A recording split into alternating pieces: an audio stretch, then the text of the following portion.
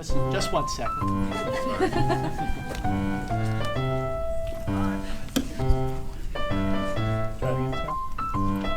when you're done with swimming, can you run the one? Pause it.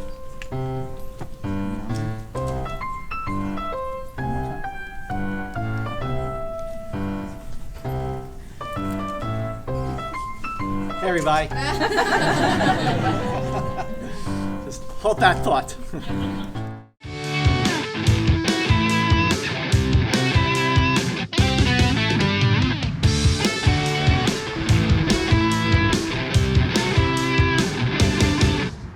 Hey, everybody. What did you all think of late nights?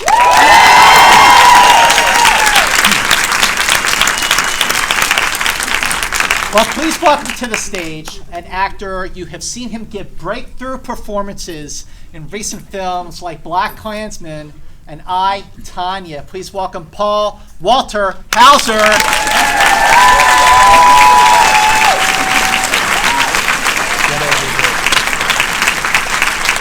You have seen this actor. You have seen this actor in hit films like Blockers, like Neighbors. He directed his feature film debut last year called The Oath, and you have seen him with our star tonight on TV's The Mindy Project. Please welcome Ike Barinholtz. My man. Thanks. And, ladies and gentlemen, please give it up for a triple threat. She is an amazing actress. She is an amazing producer. She is an amazing screenwriter. She is an Emmy nominee. Please welcome Mindy Kaling.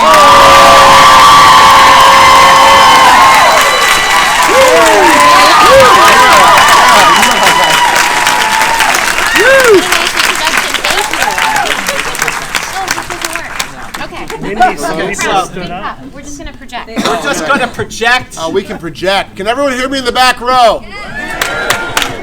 All right, so Mindy, you know, they say write what you know, and how were you able to take all of your experiences of working in late night, working in a writer's room, and just all your experience breaking through and putting it into just one, 96-minute movie? Well, it was really fun because I'd been writing on The Office. I worked on that show for 8 years, and then I worked on my show for 6 years, did 117 episodes of that. So, and both of those shows were so funny, and they're both workplace shows, but there was so much that I hadn't been able to explore about my personal experience of coming up in the business, and I really wanted to write about that. And I also really wanted to write this character for Emma Thompson. It was like very specific, and I've been thinking about it for years and years. So when I thought of her as this kind of character in this world, I was like, oh, this is great. There's a place for both of our characters to live. And it was really a joy to work on. It took me a really long time to write it, but it was so fun. Ike and Paul, when you read a screenplay like this, that it's ultimately just a funny, uplifting, inspiring film, but it also has a lot to say, and it's also about just sort of the changing landscape of the business and how everything changes so quickly. Like, what were your first impressions when you read this amazing screenplay? Mindy showed it to me when we were like season 5 of the Mindy Project, and I was so happy for my friend, but also very jealous. I was like, so good. And a lot of times, when you look at a movie, at least when I look at a movie, I think like if it's a comedy, like, am I laughing right during it? And also like, can you visualize it like being made? And a lot of movies you're reading, like, I don't see how this gets made. But this, like, it was the clearest path. You're like, oh my God, this makes perfect sense. And then she's like, yeah, I want to make this movie with Emma Thompson. And I was like, that's awesome. I'm going to go play basketball with Michael Jordan. And, it's so nice to want things. Yeah, but I mean, just a testament to her that it just, I think other people read it, and Emma Thompson read it and was like, yeah, no, let's do this. And like, I feel like a year or so after you showed it to me, we were in Brooklyn together, hanging out with John Lithgow. When I got the script, I just remember thinking, this is great, you know? That was too loud. What I liked about the screenplay in specific to your answer, Scott, is that there were characters that were all memorable. I was casting them in my head while I'm reading it, like, oh, this is great, that's great, this could be so-and-so. And it had kind of the fun, like, Sorkin-y vibe of, like, there are little jokes that are just, like, there for whoever catches it. It's not like everything was so bombastic and poised. It was just, like, this living, breathing workplace environment, which she was able to capture really honestly. You know, when the first time I saw the film, I was really taken by just how effortlessly the movie talks about, like, ageism, womanhood, diversity in the workplace, and how important was it for you to bring all of these things, let alone one of them, into one really tight screenplay like this? Well, I have so many, all the issues you're talking about are incredibly interesting to me because I'm affected by them personally. But, you know, and we've talked about this too, I really wanted to write a movie that was funny and really relatable to everyone. You know, so often when you're a writer or a woman of color, there's this idea that you have like you want to be speaking to one niche audience. And it's not like I don't think that niche is important. They're incredibly close to my heart, young women of color, and telling that story. But I really wanted this to be as broadly appealing as a Mike Nichols movie, as a Working Girl, as a James L. Brooks movie, but just have characters that don't get to play the lead. And I think audiences are really smart, and audiences want to see things, different perspectives on things. We just don't always give it to them. And I just thought this was an easy thing to do. And, like, who was going to argue that Emma Thompson was not so funny and sexy? So that was really fun. It's just to write something entertaining that you could take your whole family to go see. Maybe not little kids. No, five. Yeah, there's a lot of swearing. We swear around my kids. Yeah. It's fine. You do? Yeah, sometimes. Okay. Well, I don't know if you met his kids, but they're like little Don Rickles. I wish. You take an actress and screenwriter like Emma Thompson. She is an Academy Award for screenplay, Sense and Sensibility, Academy Award as an actress for Howard's End, and you're right. She really does easily go from being, you know, sort of an out there, you know, a comedian, you know, in the film, to being dramatic and poignant and heartfelt like that. Yeah. So how impressed? Like, what were the things that impressed you the most about watching her in action? Her sort of indefatigable spirit. Mindy talked about this, how, like, there's a thing called coverage. So, like, when they shoot a scene, there's 5 actors. They have to get shots of every actor saying their lines, reacting. So the times where the camera wasn't even on Emma and it was on one of us, Emma would still be giving like 110% performance as if the camera were on her. And that was really, really nice to see someone who cared that much about her fellow actors, that she was like, every time out was like the Super Bowl, not a scrimmage, you know. Oh, that's so great. She also, like, despite, like, you know, you have this image of her as like this almost like erudite period piece actress. She's couldn't be nicer and more approachable. Remember we were playing. You guys know the game Heads Up? So it's like a little guessing game. It's an app on your phone, and, like, you know, it's basically charades. Like, you can't see it, but if I'm holding up right here and it says like Will Ferrell, you would Zoolander. Yeah. So we all started playing it one night, and Emma Thompson's like, I want to play this game. And it was like 2 o'clock in the morning. It was 2 o'clock in the morning, and it's like 8 actors crammed into a tiny room. Yeah. And at one point, her name came up. and we're like, it's you. She goes, what do you mean? What? And we're like, it's fucking you. Helen Mirren. Yeah. We're not Helen Mirren. Not Helen Mirren. Dead. No. And she goes, oh, me. Fuck. Okay, I get it now. Yeah, she's. I came home. I told my wife, I go, Emma Thompson's everything you hope she is and more. Wow, Yeah, that's great. Legit.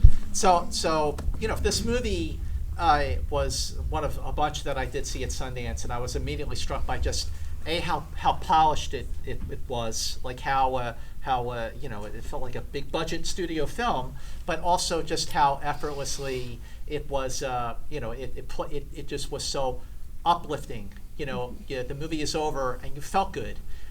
So what made Nisha Janatra just the perfect person to capture all of that?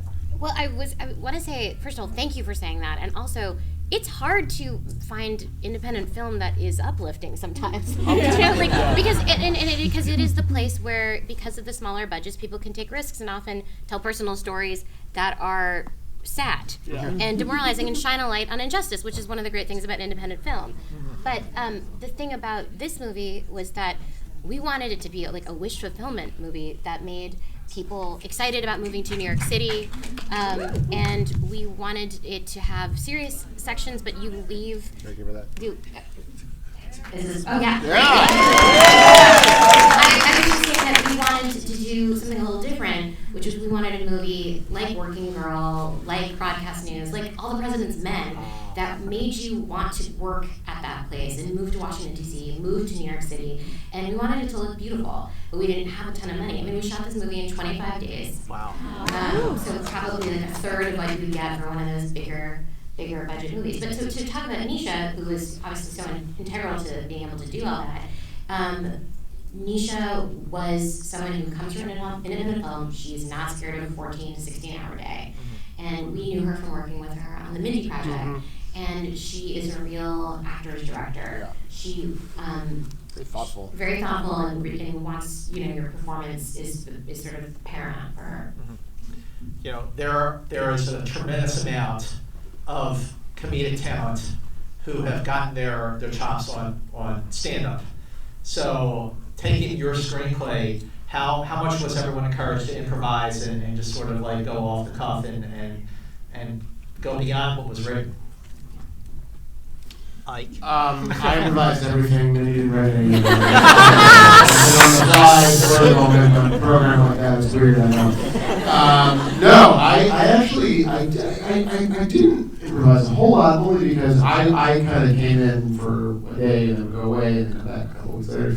But when you're doing a show like the Mindy Project, we're going to do 117 episodes, and a lot of times it's just like the two of us in a scene together, like improvising feels just like natural and fun, and it's just a good way for us to kind of find new things that people in the writer's room didn't think of. And I do that with most movies I go into, but for this movie I was very kind of trepidatious to improvise a whole lot, only because this really sounds like I'm blowing smoke, but like this script, when I read it, it was like a fine wine. And, you know what I mean? It was like a perfect meal. I didn't want to like come in and be like, this needs more potatoes. So I just was very kind of trepidatious. There were moments where you guys were like, you should improvise a little bit. This was one of the few times where I was like, I'm going to kind of speak the script a little bit here because it's all there. Use another metaphor to talk about how good I am. It's like a finely tuned Italian sports car. Thank you. I love cars. It's my true passion. Well, that's so nice of you to say. I will say one of the funniest lines in the movie, I think, is Paul improvised, which is when Emma goes around and it's the first time they've met all the writers, and John Early, who's so hilarious, also says, I just want to introduce I'm a huge fan, and then Paul improvised, yes, Ms. Newberry, when my parents were getting a divorce, and you know exactly where that's going, right? I'll let you talk about it, but it was so funny.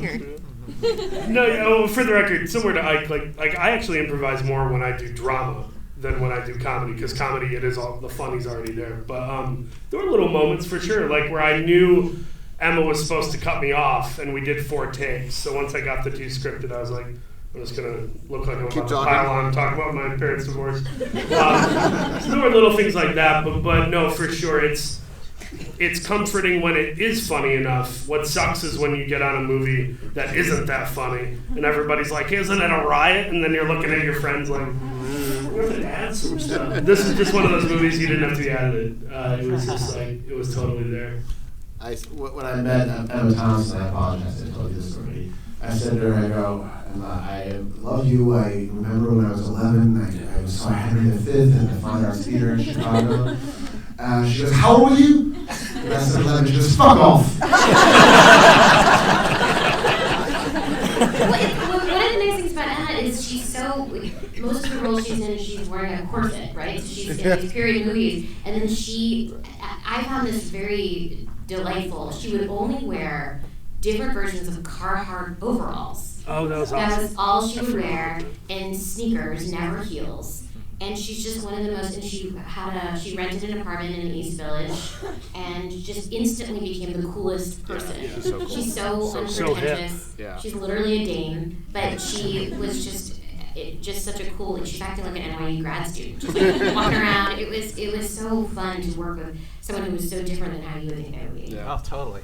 So there's a scene, the scene near the beginning of the film when Molly first gets the job and she's sitting in the reception and she's like, oh, I'm so excited. Molly is she's so positive. She's so idealistic and sweet, like she's infectious, and it's like infectiously endearing. Like, what was your moment, each of you, when you had that like real breakthrough moment where you were like, oh my God, I'm so excited?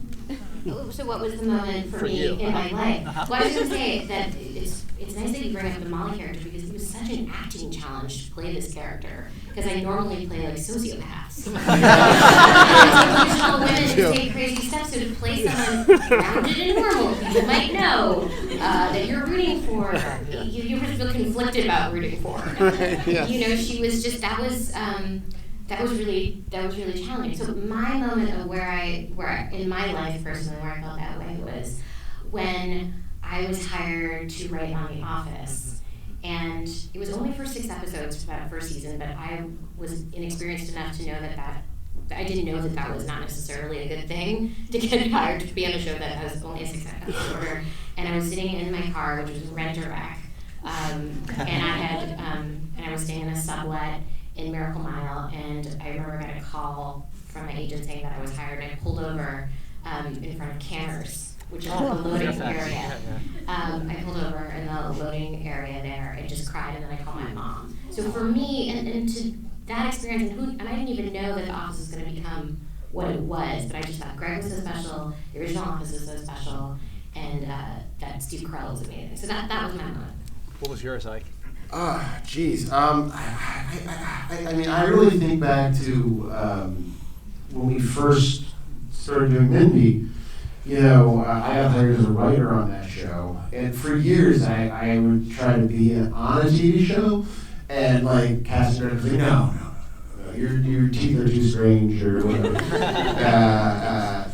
And I remember it's because you have to go through a casting process. If you want to get a TV show, you have to go to the casting director, the studio, and the network. I never would make it onto the air. And I remember Mindy hired me and my partner Dave as a writing team, and she was like, I think you should be on the show. And I thought I would be like a one-line episode, like a perverted janitor or something. And I remember the day that Mindy and our head writer Matt Warburton came in and they showed me these sides for this character Morgan. And I remember right away going, oh my gosh, this character's so you killed to play this part. Like in Hollywood, you work so hard to be on a bad show and to get on a good show where they've written a part for you. And Mindy and Matt, God bless them, didn't make me audition for it. No, we're just going to kind of cram you down the network's throat. And I think that moment where I was like, oh my God, we're going to be on a TV show and writing it, and 117 episodes later, we were here at Landmark.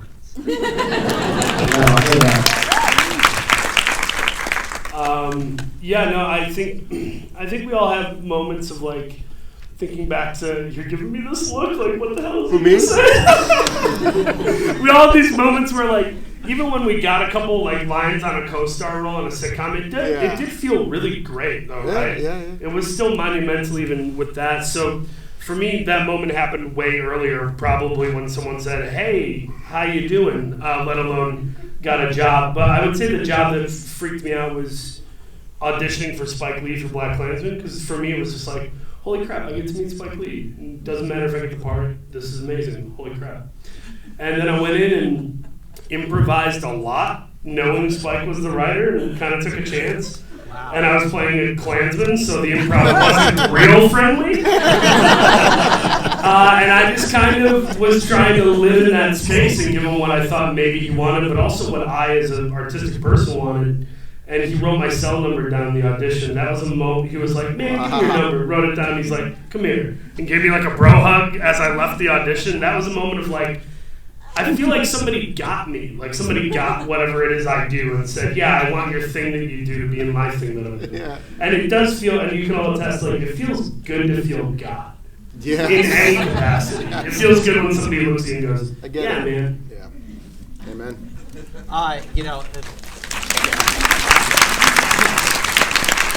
So, I just love how this movie, and we could talk about this the whole time, how the movie does look at like how there are diversity hires, and the workplace has been due for a change for a long time, and it's been happening. It's still obviously a long way to go. But what are some of the observations that you've seen behind the scenes in the last couple of years?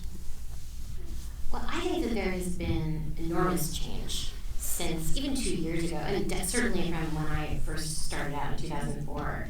And the reason is, frankly, that people are now very vigilant because they're worried about being publicly shamed. So, which obviously is helpful. Yeah. But what was nice about making this movie was there's a scene, and I can't really claim credit for it because I just wrote it in an action line at the very end of the movie where we see what the writer's room looks like a year later. Yeah. And how I get chills when I watch that. I have nothing to do with that, and that was really Nisha, the way that she filmed it, the way that she cast the other writers. But I was moved by that because it was like, yeah, it can be that easy to have a room that has an active mix and an accurate representation of who's in the world in your workplace. But I've been really heartened by it, and I also feel it's my responsibility to help change. So I have 2 shows, and there's more than gender parity on both of them, and there's a very big representation of minorities in both, and actually the material for both of them is very inclusive. I agree. There's still a pretty far way to go, but I think just this movie existing the way it is. If this was 10 years ago, this movie would be starring like Ashton Kutcher and Robert De Niro. It would be directed by Michael Bay. It would be a very different Still a good movie. Still a good movie. Would love to see that movie. No, I don't want to see that movie. But I think I am so encouraged. When I go show up to do an episode of The Twilight Zone, I meet this amazing woman named Christina Cho, who's the director, and so you do see, you do feel like the tide is turning, and we need to turn a little faster. I think so. Yeah. But I think just the existence of this movie shows that we have come up quite a bit. I say that as a white man. But yeah. Just call me a piece of shit. I got a thing against white guys. Can barely look at Scott right now. But no, I think I think we're definitely moving in the right direction. I think that the fact that this film is out there right now is proof positive of that, and I want more. Yes. There you go. I love that face you made. First off, props to Mindy for actually putting it into practice. Yeah. Because we can all get on Twitter and tell everybody how we feel, and it's like yelling into a pillow. A righteous anger should lead to righteous action, and just like if someone who used to eat burgers with you said, "I'm a vegan now," you'd much rather see them eat vegan food than remind you that they're vegan every time you see them. So we just have to live these things that we care about. We have to live them, and pretty soon people will go, "These people I love are acting differently than I've acted, and maybe I should look into that." So hopefully Hollywood is going to continue being a landmark for that type of behavior. I'll never work again. Thank you. I'm so sorry about that. Let's take a couple questions from the audience. If right here, you, nice and loud. Hi, I was wondering, having had the opportunity to write for yourself in the office and then now this, what the difference in your writing process is between writing for your own character that you know you're going to play and other characters. Is there a difference? Great question. Let me repeat that. So the question is, what is the difference between writing for your own shows and writing for yourself versus writing for other characters? Great question. That's a great question. I'm not sure that there is a big difference from when I'm writing for myself and writing for other characters. One thing I was very acutely aware of when writing a movie was that I only had one opportunity to nail all the characters. Sometimes in a show, you'll do something, you'll have, like at The Office, I would go one episode where Kelly had one line, and it was fine because you knew we had so many other episodes to do it. So the challenge in writing a movie is to really make sure that every character is good and had an arc. And I didn't want, all of the writers at the end to be villains. I wanted them to go on a journey as well. And at the end of it, you're like, oh, they're not just jerks. They just were, used to more privilege or whatever, and now they're allies. So that was difficult for me. But in terms of writing for the characters, it's pretty much the same. About the writing in this movie, the real challenge was the fact that I was doing like 4 different kinds of writing in it. I was doing dialogue writing, which I'm used to from my shows, but then I was writing stand-up comedy, then I had to write stand-up comedy that was bad, when she's doing badly, and then writing stand-up comedy that killed such that an audience went crazy. And then I also had to write monologue jokes for a talk show. So the research that went into doing that, there are people who work on these shows who their entire job is writing monologue jokes. So that is a really hard thing to try to pick up. So I just did a ton of research, and I had friends who work on shows help me on that. But that was actually kind of the bigger challenge. Great question. Thank you very much. Okay, who else has a question? Yes, you. Nice and loud, please. Have you ever considered becoming a late night host at some point? Have you ever considered This is a great question. I'd love to hear your guys' take on it because we all love late night shows. I'd like to hear what would you guys think about. I think you should replace Jimmy Kimmel. I don't like him. I don't like his people. I think it's time for a change. And that change starts here. Am I right, people? He's my friend. And he's great. He's the best. Would you ever do it? Would I ever do it? Yeah. I think it's a grind. It's a grind. It's like, you wake up every day, but it seems like a lot of fun. What about you?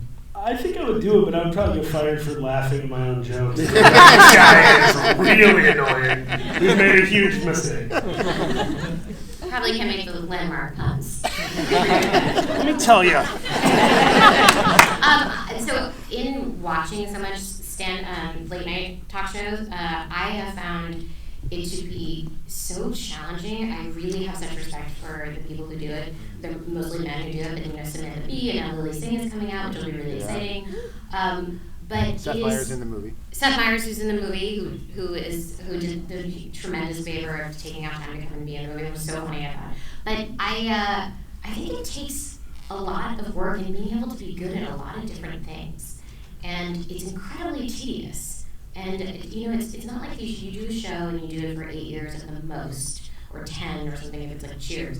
But this is like being a monarch. When you have a late night talk show, you do it for until you die. It's a huge. For 40 years. Yeah. It's supposed to be, and you have to give up a lot of other stuff. Those guys are all doing fine. I'm not feeling bad for them. But all this to say, I just think it's a very challenging job. So I personally don't think I would be good at it, and I probably would end up not liking it. I just want to say really quick, I love the part in the script and in the movie where Emma has to talk to like the teenage vampire girl or whatever, because like that's so true that when you watch late night shows, sometimes Jimmy Fallon is sitting there just going, I love you, and it's like, dude, you have to have this amount of enthusiasm for like everybody you talk to, and there's no way they're that excited to meet everyone they talk to. Right, to muster that attention for the fourth lead on a new 80s sitcom, and you're like, that's amazing, what an anecdote, like it's a lot. Well, ladies and gentlemen, so this is really, really important. So now that late night is in theaters in LA and New York, and it goes wide next weekend, how do people spread the word on movies these days? Twitter. They spread it through word of mouth. And what is word of mouth these days? It's social media. So I know you're on Facebook. I know you're on Facebook. Facebook. So make sure you all go on your Facebook pages, tell all your friends, go on Twitter, Please. tell your hundreds of thousands of followers, go on Instagram, post photos. of Live this journal. poster, go on MySpace. Live journal. We're still using MySpace. Spread the word about Late Night, ladies and gentlemen. Get everyone to see this movie. Thank you very much.